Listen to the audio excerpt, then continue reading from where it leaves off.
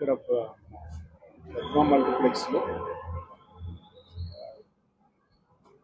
Actually unaccounted amount ఇక్కడ ఉన్నదనే సమాచారం మేరకు మేము వచ్చి చెక్ చేయడం జరిగింది. దాంట్లో ఆల్మోస్ట్ 6,65,00,000 రూపాయలు మేము అన్అకౌంటెడ్ మనీ సీజ్ చేయడం జరిగింది.